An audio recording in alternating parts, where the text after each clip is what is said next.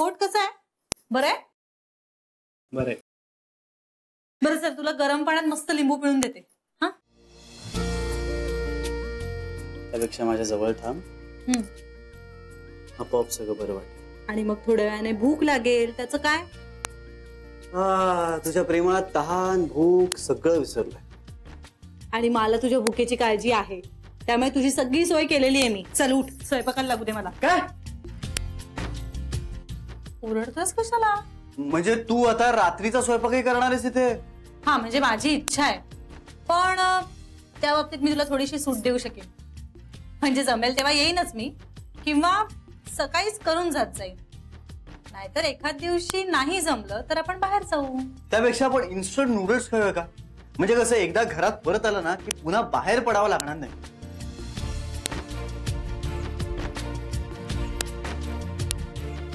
श्री, ऐक ना, माझं पोट बरं आहे. अरे मग ते चांगलंच आहे, पण मी आज सकाळी लवकर निघाले होते की नाही घरातून. मग मला आता लवकर गेलं पाहिजे की नाही घरी. मग काय, मग सोड, तुझ्या स्वयंपाकाचं बघू दे मला. ए बरं ऐक, तुला मुगाच्या डाळीची खिचडी चालेल का भाजी भाकरी करू? दही भात नाही, म्हणजे तो सगळ्यात कमी वेळात होईल ना, आणि मग आपल्याला थोडा आणखीन वेळ मिळेल.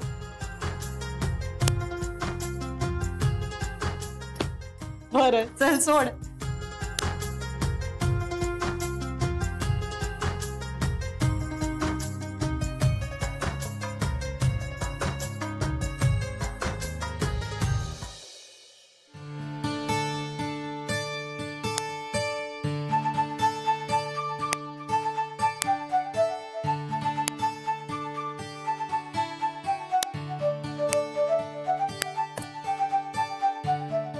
झालं. काय झालं गाई? अगं, एक मीटिंग प्रत्यक्ष करता येणार नव्हती म्हणून मेलवर चर्चा केली आणि काम झालं. अरे वा, खरंच आई कौतुक आहे तुमचं. म्हणजे या वयात नव्याने इतकं सगळं शिकलात तुम्ही.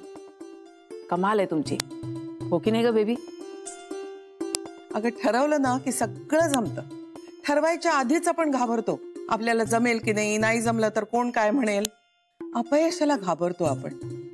ठराविक वयानंतर तर जास्तच. आपल्याला येतंय तेच करूयात ना, कशाला नव्या गोष्टींच्या मागे धावायचं. आणि हे चुकतं आपलं बेबी. खरंच गाई, तुझ्याकडनं ही जिद्द ना खरंच घेण्यासारखी आहे.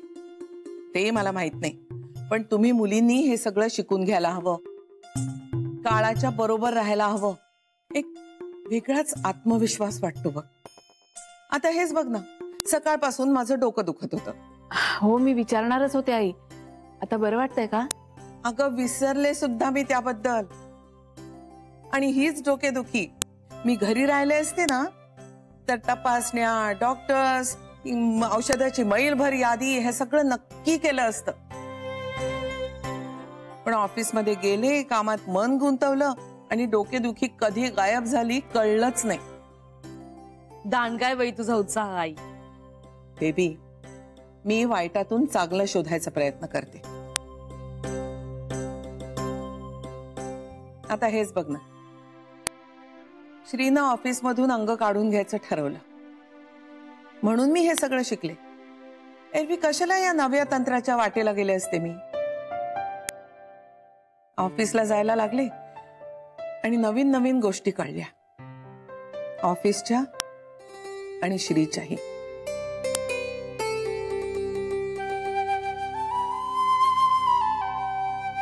उत्तम बिझनेसमन आहे आपला श्री.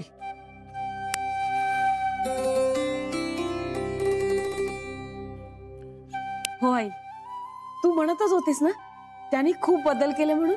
ते करायलाच हवे होते, त्याशिवाय आपला बिझनेस एवढा मोठा झालाच नसता. पण खरंच कधी कधी वाटतं माणूस आपला व्यवसाय, आपलं काम, आपल्या हाताखालची माणसं, त्यातून मिळणारा पैसा या सगळ्यात इतकं वाहवत जातं का की आपली नातीही विसरून जातं.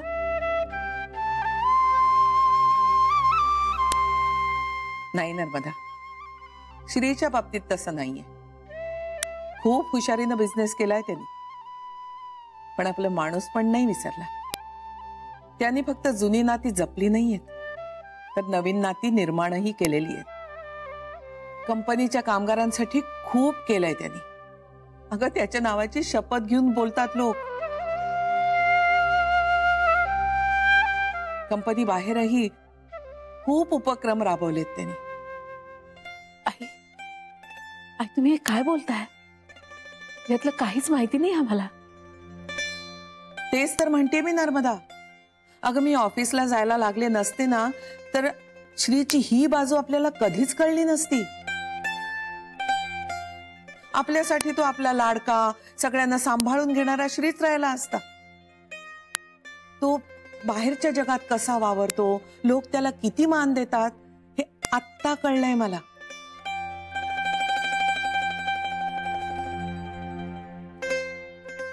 श्री पर्यावरणाबद्दल नुसता बोलतच नाही, करतो पण.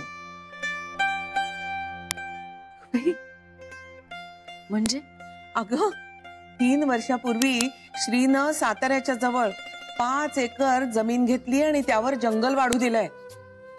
आणि वर्षाला 10 झाडं लावायचा नेम केलाय त्यांनी. अगो बाई, खरंच सांगते नर्मदा, हा मुलगा आपल्याला न सांगता बरीच कामं करतो. आज वाटतंय त्याला क्षमा करावी.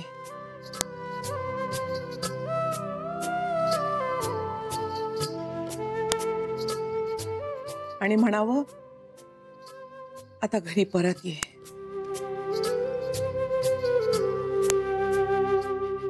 आम्ही वाट पाहतोय तुझी.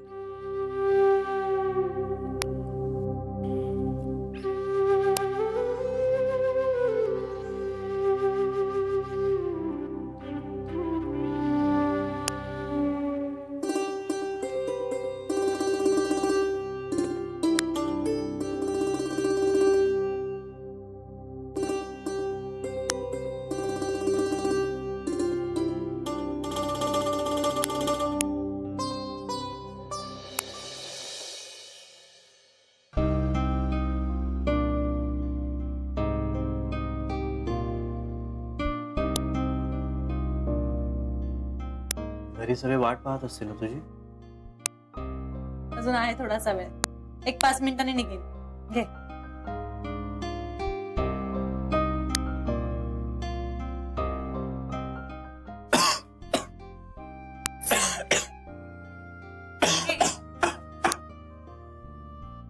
अरे पाणी पी थोडंसं.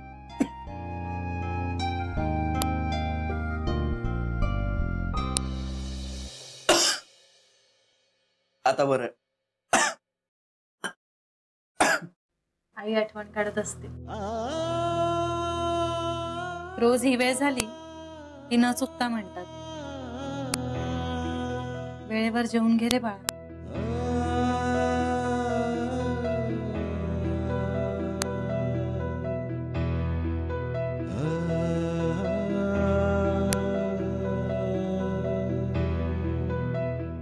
पण म्हणजे याचा अर्थ आईला सुद्धा रोज ठसका लागत असणार. माझं एकही जेवण आईच्या आठवणीशिवाय नाहीच होत. इनफॅक्ट कुणाच्या आठवणीशिवाय नाही होत. एकाच घरात राहत असून प्रत्येकीच्या हाताला वेगवेगळी चव आहे. कोणाच्या हातची भाजी छान लागते, कोणाच्या हातचा रस्सा छान लागतो.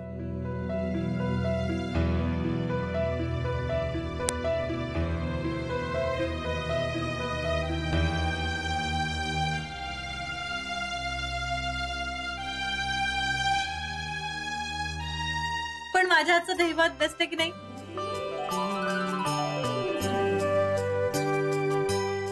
लवकर. अमृत आहे अमृत.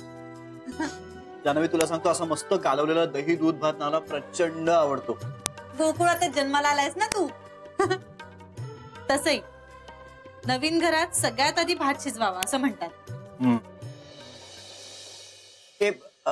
मला पुरे आता. अरे अगं खरंच बरं, एक घास. अगं एक घास.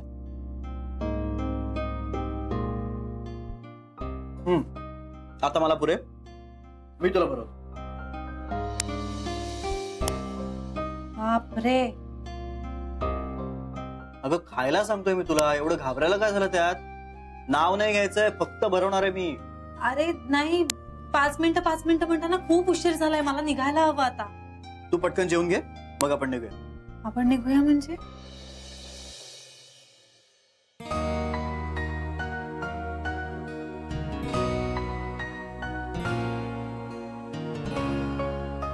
आपण निघूया म्हणजे मी तुला घरी सोडतो. अरे नाही, जाईन मी. जान्हवी, इतक्या रात्री एकटीनं जायचं नाहीयेस. मी येतोय. मी घरी जाऊन जेव प्लीज. घरी सगळ्या वाट बघत असतील रे, आणि मी गेल्याशिवाय कोणी जेवणार सुद्धा नाही. माझंच चुकलं. मी घरी जेवणार नाहीये हे त्यांना आधीच कळवायला हवं होतं. ठीक आहे, पण पुढच्या वेळेला वेळ सांगून ये. नक्की. बरं, गाडीचं काय करूया? तू ड्रायव्हर काकांना सांग तुम्ही पुढे व्हा, आपण रिक्षाने जाऊ. हं? एक विचारू? नाही जा, मी घराच्या आत येणार नाहीये. मी फक्त तुला गेटवर सोडणार आहे आणि इथे परत येणार आहे.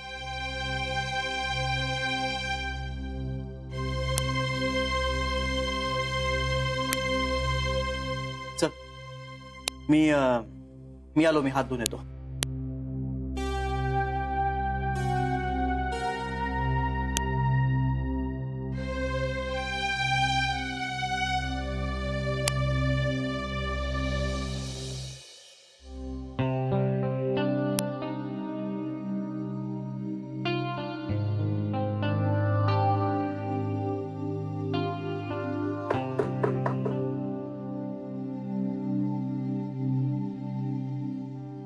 आय्याजी, आत येऊ?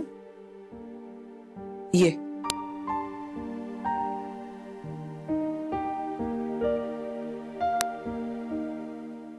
तुम्ही बोलावलं होतं? थोडं बोलायचं होतं, बस.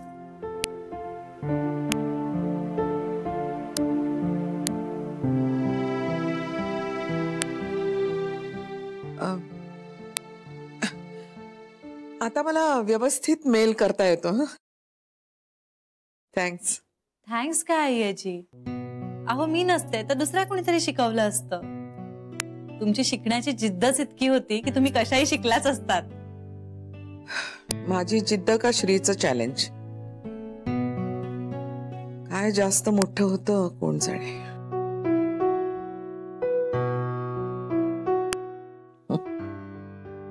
पण त्या निमित्तानं इतपत तरी शिकले. चला, श्रीच्या हातून नकळत का होईना एक चांगली गोष्ट झाली.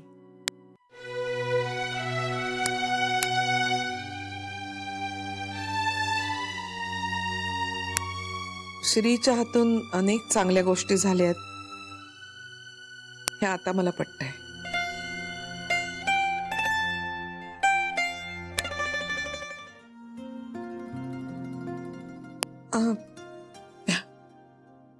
श्रीवरून आठवलं,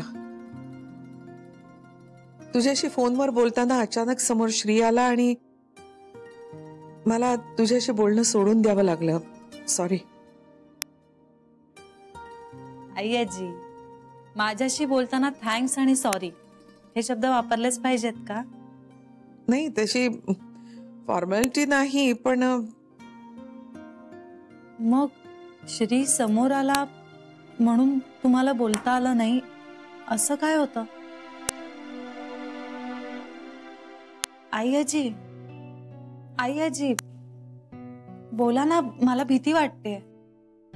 त्यांनी ऑफिसमध्ये काही? नाही नाही, बोलायचं तर आहेच, पण ते श्रीला कळू नये असं वाटतंय.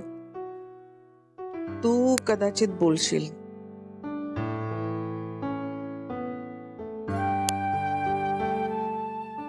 अय्याजी, तुम्ही माझ्यावर विश्वास ठेवा असं मी तुम्हाला म्हणू शकते की नाही हे माहित नाही मला, पण आपल्या दोघींमध्ये जे बोलणं होईल ते मी श्रीला नाही सांगणार असं वचन देते मी तुम्हाला.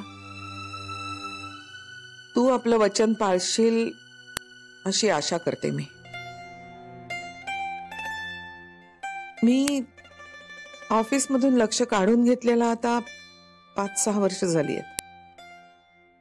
सुरुवातीला मी घरूनच लक्ष घालत होते, पण आता तेही करत नाही. लक्ष घालत नाही कारण माझ्या अपरोक्षही बिझनेस चांगला चाललाय असं मला दिसत होतं. श्रीनं लहान वयातच खूप मोठी जबाबदारी पेलली, मोठी स्वप्न पाहिली, आपल्या पिढीच्या दृष्टीनं योग्य ते निर्णय घेतले. आणि आज मी अभिमानानं सांगू शकते की श्री एक हुशार, दूरदर्शी आणि धाडसी बिझनेसमन आहे.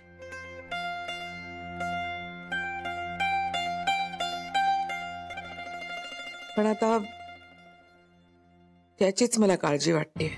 म्हणजे जान्हवी, श्री गोखले गृहोद्योग मधून बाहेर पडला तर कंपनीचं फार मोठं नुकसान होणार आहे याची मला खात्री आहे.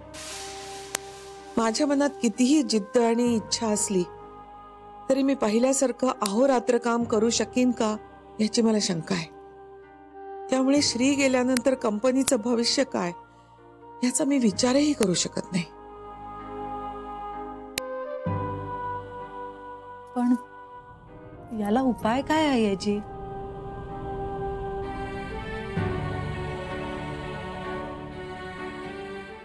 माझ्या मते सगळ्यांना असं वाटतंय की मी श्रीला थांबाव, पण मला एक कळत नाहीये, मी त्याला जायला सांगितलं नाही तर थांबू तरी कशी?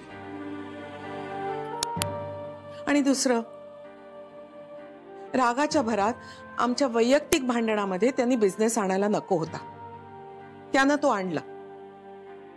म्हणजे बिझनेस विषयी त्याला आस्था, काळजी वाटत नाही असा मी अर्थ काढला तर माझं काय चुकलं? अय्याजी, तो कदाचित भांडणात बोलून गेला असेल आणि तुम्हीच म्हणालात ना त्याने प्रेमाने बिझनेस वाढवलाय. आणि तरीही त्याला आपणहून बाहेर पडायचं असेल तर मी अडवणार नाही. हे बघ, मी माझा इगो बाजूला ठेवत नाही असं नाही. आता इतकं सगळं झाल्यानंतरही तुझ्या आईनं दिलेली साडी आणि हार मी स्वीकारलाच ना. एका शब्दाने तरी बोलले का? नाही. अय्याजी, पण तुम्ही इगोमुळे करताय असं मी म्हणतच नाहीये. तुमचा स्वाभिमान तुमच्या जागी योग्य आहे.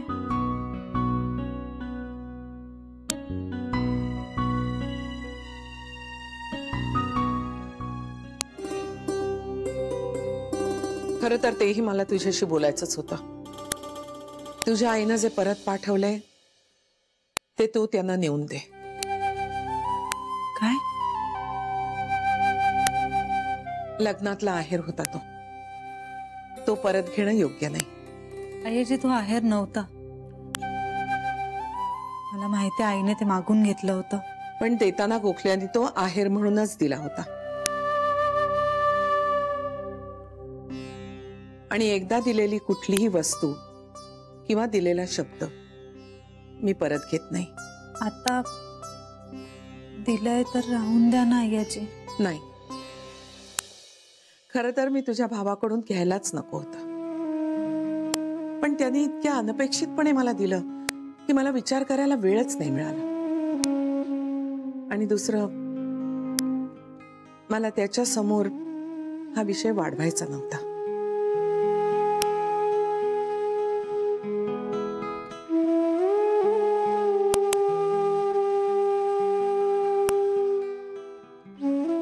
तेव्हा त्यांना ते दे, मानानं दे. त्यांचा अपमान करायचा माझा हेतू नव्हता तेव्हा. खरं तर माझंच चुकलं. भांडणात मी दिलेलं काढायला नको होतं.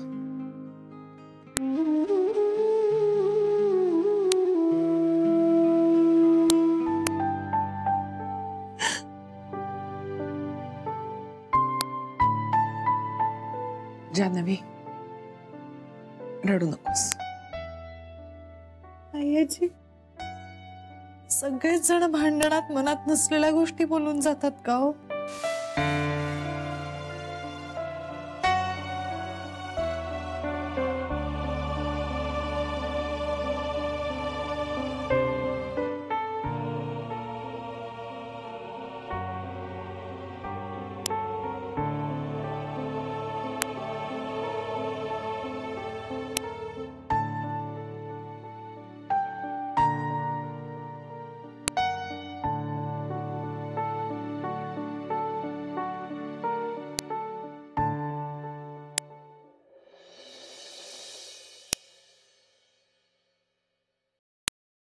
बायको, एक फर्स्ट क्लास चहा कर ना. सकाळपासून कितवार आहे? दुसरा. नाही, इनफॅक्ट सकाळी मी जो काही केला होता ना त्याला चहा नाही म्हणता येणार, त्यामुळे पहिला करते. ए हा, आणि माझा टाय पण नाही मिळत. बघते. थांब थांब थांब, रिलॅक्स. चल, उशीर होतोय श्री. होऊ देत. अरे बँकेत जायचंय. जाशील. बर, बोल. नाही म्हणलं तुला थँक्यू म्हणा. कशाबद्दल? माझ्यासाठी एवढी धावपळ करतेस, तुला इतका त्रास होतोय तरीही मनापासून सगळं करतेस, त्यासाठी थँक्यू. काय रे, त्या अमेरिकेसारखा आपल्या भारतात सुद्धा थँक्स गिव्हिंग डे सुरू झालाय का? काल आई आजी मला थँक्स म्हणत होत्या, आता तू म्हणतोयस. तुला आई आजी थँक्यू म्हणाली